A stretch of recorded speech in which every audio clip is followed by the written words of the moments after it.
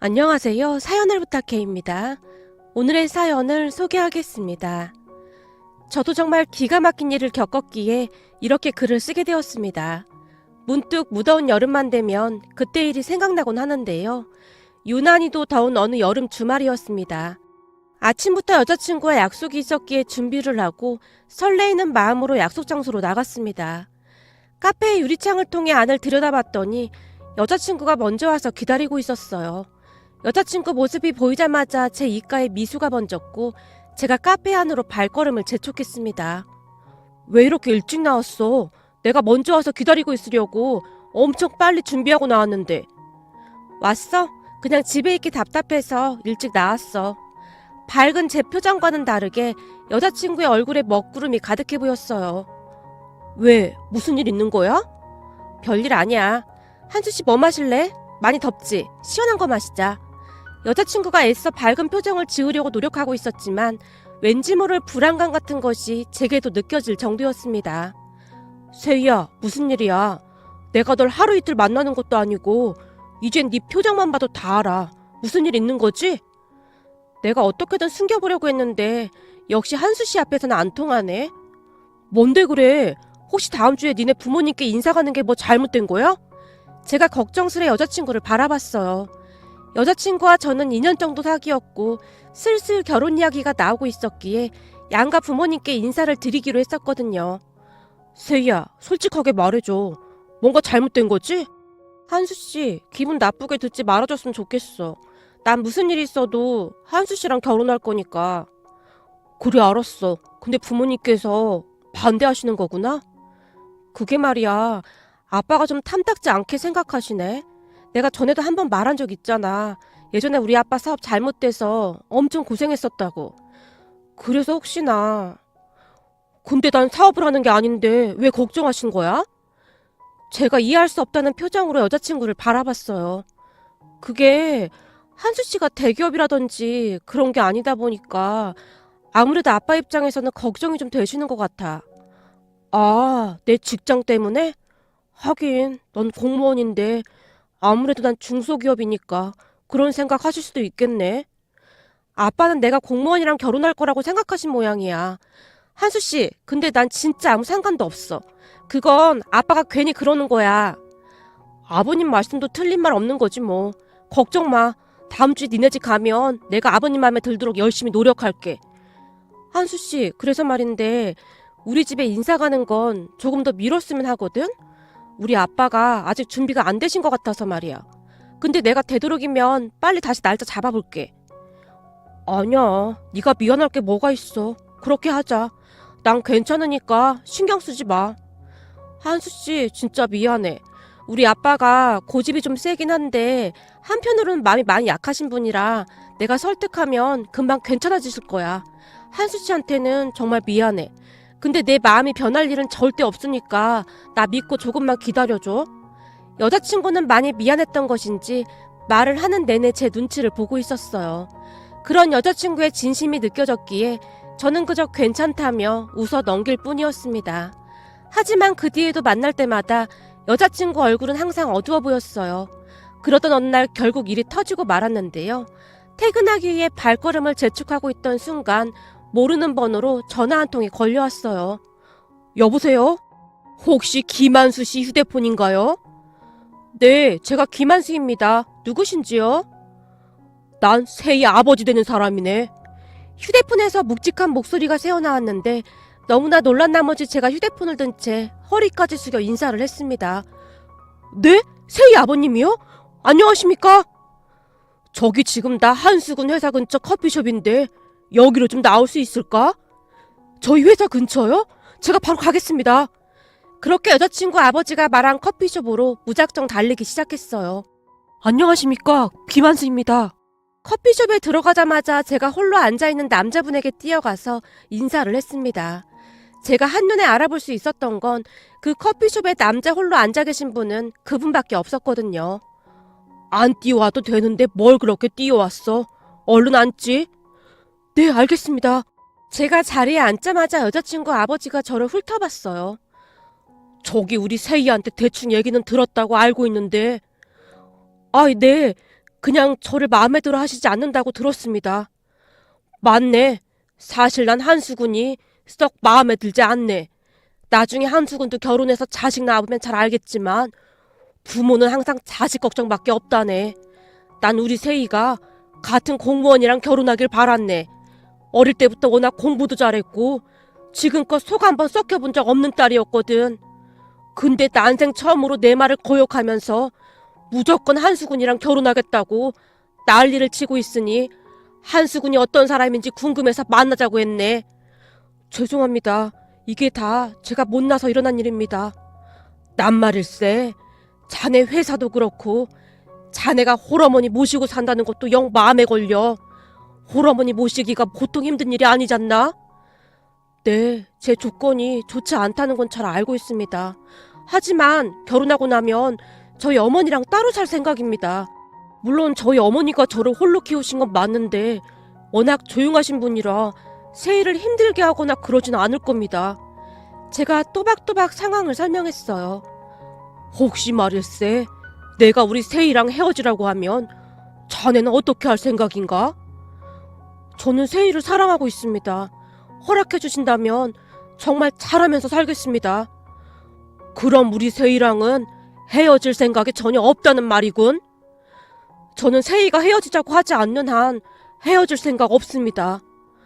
그러니까 자네 말은 자네 뒤에 우리 세희가 떡하니 버티고 있으니까 한번 해볼 테면 해봐라. 뭐 그런 말인 건가? 아닙니다. 그런 말이 아닙니다. 다만 저는 세희 없으면 못 살 것 같습니다. 부디 한 번만 기회를 주십시오. 여자친구 아버지가 어찌나 무섭게 노려보던지 제가 고개를 푹 숙이고 있었어요. 그럼 다음 주에 우리 집에 오게나. 다음 주 말씀이십니까? 그래. 근데 내가 자네를 허락해서 오라고 하는 건 아닐세. 단지 우리 세희가 너무 힘들어해서 내 마음이 아파서 그런 거네.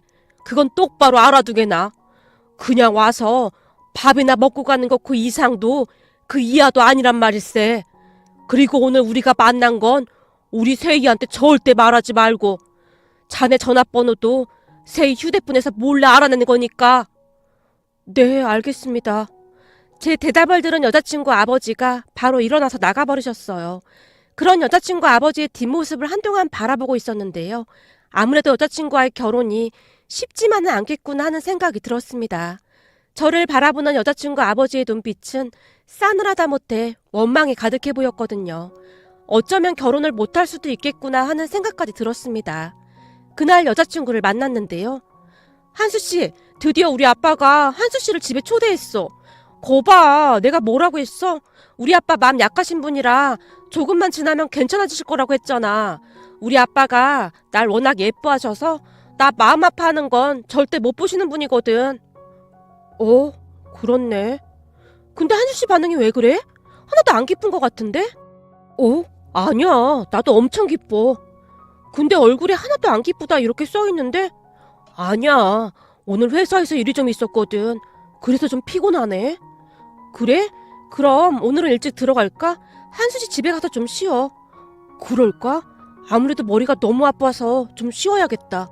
그날은 집에 일찍 들어가서 쉬었는데 여자친구 집에 인사를 가야 하나 말아야 하나 엄청난 고민이 되었어요. 그곳에 가서 아무렇지도 않은 척 있을 자신이 없었으니까요. 그렇게 며칠 동안 홀로 고민만 하고 있었지만 너무나 해맑은 표정으로 즐거워하는 여자친구를 보며 차마 어떠한 말도 하지 못한 채 약속한 주말에 여자친구 집에 인사를 갔습니다. 여자친구 어머님은 아버님과는 다르게 반가운 얼굴로 맞아주셨어요. 하지만 여자친구 아버님은 뒤에 서서 무표정한 얼굴로 계셨고요. 그런데 그 순간 뒤에 있던 여자친구 남동생이 저를 보더니 놀라서 소리쳤어요. 형! 그런 여자친구 동생의 말에 저 또한 놀란 채 바라보고 있었는데요. 너무 긴장을 하고 있던 탓이었던지 누구인지 잘 기억이 나지 않았어요. 형, 저 기억 안 나세요? 누구? 너 혹시? 네, 맞아요. 저 세영이요. 그때 그 트럭 몰던 세영이요. 세영아, 잘 지내고 있었어? 그럼요. 형 덕분에 아주 잘 지내고 있죠. 근데 형이 우리 누나 남친이었어요? 저 군대 간 뒤로 형이랑 연락 끊겼었는데 이렇게 보게 되다니 진짜 신기하네요. 아빠, 이 형이 그때 그 형이야. 왜 그때 내가 트럭 몰다가 사고 낸 적 있었다고 했잖아. 그때 이 형이 이래저래 많이 도와줬다고 했었잖아. 뭐? 그 청년이 바로 이 청년이란 말이야? 그렇다니까. 그때 내가 얼마나 고마웠는지 몰라. 순간 여자친구 동생, 그러니까 세영이의 눈동자가 촉촉히 젖어 있었어요. 지금 생각해봐도 세영이와 저의 인연은 참 신기할 따름인데요. 그게 벌써 한참 전의 일이네요. 취업을 하고 난 뒤 조금씩 돈을 모아 중고차를 하나 장만했었습니다. 집에서 회사까지 거리가 멀기도 했었고 대중교통으로 다니기에는 상당히 불편한 부분이 많았거든요. 좋은 차는 아니었지만 첫 차였기에 애지중지하면서 타고 다니고 있었는데요. 그러던 어느 날 그날도 퇴근해서 집으로 가고 있었는데요. 차가 밀리는 것 같아 속도를 조금 줄였는데요. 그런데 갑자기 뭔가 쿵 하는 소리와 함께 제 몸이 휘청거렸어요. 그때는 너무나 놀란 나머지 순간 정신까지 아득해진 채 멍이 앉아있을 뿐이었습니다. 그리고 곧 정신을 차려서 주변을 둘러봤더니 밖에서 사람들이 제게 괜찮아요? 라고 묻고 있었어요. 그렇게 제가 차에서 내렸는데 갑자기 충격을 받아서 그런지 목이랑 허리에서 통증이 느껴졌어요. 그 순간 제 차를 들이받은 젊은 남자가 급히 뛰어왔는데요. 괜찮으세요? 정말 죄송합니다. 제가 운전한 지 얼마 되지 않아서 사고를 냈습니다. 죄송합니다. 젊은 남자는 잔뜩 겁에 질려있는 듯 입술까지 파르르 떨고 있었어요. 그 모습을 보며 저도 모르게 안쓰러운 생각이 들었고 난 괜찮은데 그쪽은 어디 다친 데 없어요? 아닙니다. 저는 괜찮습니다. 근데 진짜 괜찮으신 거예요? 목이랑 허리에 통증이 조금 있는데 심한 건 아니어서 큰 문제는 없는 것 같습니다. 그제서야 제가 그 젊은 남자의 차를 바라봤는데 낡을 대로 낡은 트럭이었어요. 이미 사고는 났고 어떡하겠어요. 우리 때문에 차가 많이 밀리는 것 같으니까 갓길에 차 대고 빨리 보험 처리하시죠. 저도 보험회사에 전화할 테니까 그쪽도 보험회사에 전화하시죠. 저기 그게 그냥 차 수리비 제가 개인적으로 현금으로 드리면 안 될까요? 네? 개인적으로요? 이럴 경우에는 보험 처리하는 게 나을 텐데요. 저기 그게 남자가 새파랗게 질린 채 땅바닥만 바라보고 있었어요. 그런 남자를 보며 문득 뭔가가 떠올랐는데요. 혹시 보험 안 드신 거예요? 제 물음에 마치 금방이라도 눈물이 뚝뚝 떨어질 것 같이 젊은 남자의 눈에 눈물이 그렁그렁했어요. 저기 왜 그러세요? 괜찮으니까 말해보세요. 사실은 제가 운전면허는 있는데 운전은 거의 안 하거든요. 운전한 일도 별로 없고요. 제가 나이도 어리고 그래서 아버지 트럭에 제 나이까지 보험을 따로 안 들어놨었거든요.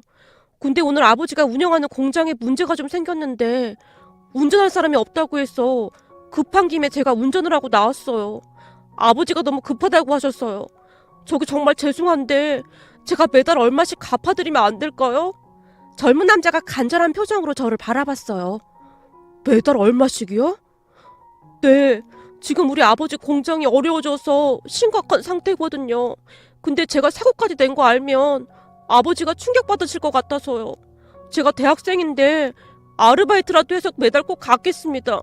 여기 제 전화번호입니다. 제발 부탁드립니다.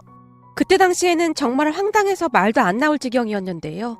젊은 남자의 얼굴에서 왠지 모를 절망감 같은 것이 고스란히 전해져 왔기에 그 남자의 부탁을 차마 거절할 수가 없었습니다. 알겠어요. 그럼 우선은 지금 배송 가는 모양인데 일 다 보시고 나중에 연락 줘요. 상품이 파손된 건 아닌지 모르겠네요. 정말요? 정말 감사합니다. 그럼 제가 매달 얼마씩 꼭 갚아드릴게요. 이거 배송 끝나고 바로 연락드리겠습니다. 이 은혜 잊지 않겠습니다. 그렇게 저는 집에 돌아왔고 집 근처 자동차 정비소에 차를 맡겼습니다. 물론 수리비가 꽤 나왔고요. 속이 쓰리긴 했지만 이미 일어난 사고를 어쩌겠냐 그렇게 생각하려고 노력하고 있었는데요. 잠시 후 휴대폰 벨소리가 울렸어요. 안녕하세요. 오늘 사고 냈던 학생입니다. 그 이후에 어디 아프신 곳은 없으셨나요? 네, 목이랑 허리가 조금 뻐근하긴 한데 크게 문제가 있는 것 같진 않네요. 근데 학생은 괜찮아요? 그때 충격이 꽤 컸을 텐데. 아닙니다. 저는 괜찮습니다. 전 지금 아파서도 안 되거든요. 그리고 수리비는 제가 매달 조금씩 꼭 갚겠습니다. 지금 계좌번호 남겨주시면 제가 가지고 있는 돈 일부라도 먼저 보내드리겠습니다. 혹시 병원은 다녀오셨어요? 나중에 병원비도 정산되면 꼭 말씀해 주세요. 내일 병원은 가봐야 알겠지만 그 문제는 없을 것 같네요. 그냥 타박상 정도일 거예요. 오늘 밤 파스 붙이고 자면 좀 좋아지지 않을까요? 그래도 혹시 모르니 병원은 꼭 다녀오세요. 젊은 남자가 다시 한번 당부했어요. 비록 형편은 좋아 보이지 않았지만 정직하고 믿음이 가는 그런 사람이었습니다. 아마도 처음 보자마자 그러했기에 연락처만 받고 보내지 않았을까 하고 생각해봅니다. 그리고 그 뒤 그 젊은 남자는 매달 꼬박꼬박 돈을 보내왔습니다. 그렇게 친분이 쌓이게 되었고 몇 번 만나서 밥을 같이 먹기도 했어요. 그 젊은 남자가 바로 여자친구의 동생이었던 겁니다. 그랬으니 그날 여자친구 집에서 제가 얼마나 놀랐겠습니까? 아빠, 그때 아빠 공장 잘못돼서 직원들 다들 나가고 운전할 사람 없어서 내가 직접 운전했었잖아. 덜덜 떨면서 운전하고 있었는데 앞차를 들이받아서 어찌나 놀랐던지 진짜 미치겠더라고. 왜 이렇게 되는 일이 없나 별의별 생각이 다 들었었는데 한수영처럼 착한 사람을 만나서 얼마나 다행이었는지 몰라. 다른 사람 같았으면 아마 들어 눕는다 뭐한다 난리도 아니었을 건데. 그런데 우리가 이렇게 만나다니 세상 참 좁다는 생각만 드네. 그때 그 사람이 확실한 거냐? 그렇다니까. 우리 서로 만나서 밥도 몇 번 먹고 했었어. 그것도 한수영이 맛집 데려가서 만난 것도 많이 사줬어. 그리고 한수영이 힘내라고 많이 응원도 해주고 그랬단 말이야. 아빠도 기억나잖아. 나중에 내 얘기 듣고 아빠가 한수영한테 얻어먹지만 말고 밥이나 한 끼 사주라고 돈까지 지어줬었잖아. 세상에 이런 일이 다 있어? 여자친구 아버지의 표정이 순식간에 바뀌어 있었습니다. 그땐 정말 고마웠네. 하루아침에 공장이 그리 돼서 내가 제정신이 아니었어. 결국 우리 아들이 휴학까지 하고 잘 하지도 못하는 운전까지 하면서 진짜 힘들게 버티고 있었는데 그 와중에 자네가 도와줬다는 소리를 들었네. 그게 절대 쉬운 일이 아니었을 텐데 어떻게 그럴 수가 있었나. 왠지 세영이는 거짓말을 할 사람 같아 보이진 않았습니다. 그리고 젊은 나이에 그 낡은 트럭을 운전하면서 열심히 사는 모습을 보고 이래저래 느낀 것도 많았고요. 사실 저도 아버지 없이 자랐기에 내내 힘들 수밖에 없었거든요. 아무래도 그래서 세영이의 간절한 마음이 더욱 와닿았던 것 같습니다. 제가 별 대수롭지 않다는 듯이 말을 하며 멋쩍은 듯 웃고 있었는데요. 그땐 정말 고마웠네. 정말 고마웠어. 여자친구 아버지 눈에 눈물까지 그렁그렁 해 있었어요. 아닙니다. 저는 진짜 뭐 한 것도 없는걸요. 거기다 세영이가 이미 차 수리비도 다 줬습니다. 어느 날 자네를 만나서 식사를 하고 온 우리 세영이가 그러더구만. 아빠, 내가 오늘 보니 그 형 말이야. 병원 치료도 꽤 많이 받은 모양인데 병원비 관련해서는 한마디도 안 하더라. 참 좋은 사람인 것 같아. 오늘 밥값도 그 형이 냈어. 라면서 정말 고맙다는 말을 몇 번이나 하더구만. 그런 경우 대부분은 말일세. 병원에 누워서 합의금으로 조금 더 돈을 더 뜯어내려고 혈안이 되어 있거든. 생각해보게나. 세영이가 보험도 안 들었으니 더 그러지 않았겠나. 그땐 자네한테 어찌나 고맙던지 말일세. 사실 공장은 문을 닫네 마네 그러고 있지. 정말이지 1,000원짜리 한 장이 아쉬울 정도였으니까. 우리 딸이 얼마나 고생을 했는지 모르겠네. 일해서 번 돈 고스란히 가져다 줬으니까. 그랬으니 우리 딸한테 미안한 마음이 들어 중소기업 다니는 자네가 마음에 안 든다고 했던 거야. 혹여라도 우리 딸 고생하게 될까봐 말일세. 지금은 우리 공장이 좋아지긴 했지만 한동안 우리 딸이 참 많이 고생했거든. 애비된 마음으로 그런 것이니 자네가 이해 좀 해주게나. 근데 지금은 정말 진심이네. 자네가 우리 사이가 된다는 게 참 고맙구만. 자네 인품 정도라면 우리 딸을 맡겨도 아무 걱정이 없겠어. 여자친구 아버지가 제 손까지 잡으며 진심 어린 눈빛으로 말씀하셨어요. 뭐야, 그럼 우리 한수씨 앞으로 신분 상승한 거야? 이제 우리 아무 걱정 없이 결혼할 수 있는 거야? 당연하지. 한수군 정도면 아무 걱정도 없다. 요즘 세상에 이런 사람이 어딨겠니? 되도록이면 빨리 결혼 날짜 잡자고. 여자친구 아버지는 완전히 다른 사람이 되어 있었어요. 그 뒤에 우리는 모두의 축복 속에 결혼식을 올렸습니다. 지금은 아들 둘 낳고 잘 살고 있답니다. 요즘도 장인어른은 저를 그렇게 예뻐하실 수가 없는데요. 제가 처갓집에 간다고 하면 몸에 좋다는 음식들을 잔뜩 준비해서 기다리실 정도랍니다. 간혹가다 장인어른과 술이라도 마시게 되는 날이면 그땐 내가 자네한테 왜 그랬는지 정말 미안하네. 그때 우리 회사 앞까지 찾아오셔서 그러셨던 것에 대해 항상 미안해 하셨어요. 그리고 저는 결혼하고 몇 년 뒤부터 장인어른이 운영하던 공장에서 일을 하고 있습니다. 처남이 사업 체질이 아니라면서 공무원 시험에 합격을 해서 공무원으로 일을 하고 있거든요. 어느 날 처남이 가족들을 둘러보며 말했어요. 그때 아빠 회사 휘청하는 거 보면서 내가 얼마나 놀랐는지 몰라. 난 월급은 많지 않더라도 그냥 공무원 할래. 내가 사업 체질도 아니고. 오히려 매형이 회사 오래 다녀서 그쪽으로는 더 나을 거야. 그렇게 저는 장인어른께 공장 운영에 대한 전반적인 것들을 배워나가고 있습니다. 거기다 우리 어머니도 근처로 모시고 와서 자주 안내하면서 잘 지내고 있고요. 가족들 모두 행복해하는 모습을 바라보고 있노라면 천안과 교통사고가 났던 그 순간 만약 제가 매몰차게 행동을 했더라면 어떻게 됐을까 하는 아찔한 생각도 들더라고요. 그런 생각을 하다 보니 문득 우리 어머니가 저를 홀로 키우시면서 항상 하시던 말씀이 떠오르는데요. 남의 눈에 눈물 나게 하면 내 눈에는 피눈물이 나는 법이야. 내가 좀 손해보는 한이 있더라도 아기를 가지고 살면 안 되는 거다. 착하게 살면 나중에 그 복을 다 받게 되어 있다 그 말이야. 그리고 착하게 살아서 남 주는 거니? 좋은 일 하면 내 기분이 좋아지잖아. 그니까 항상 착한 마음으로 살거라. 저는 어머니의 그 말을 항상 가슴속에 새기며 살아가려고 노력 중입니다. 오늘의 사연은 여기까지였습니다. 즐겁게 보셨다면 구독, 좋아요 부탁드립니다. 고맙습니다.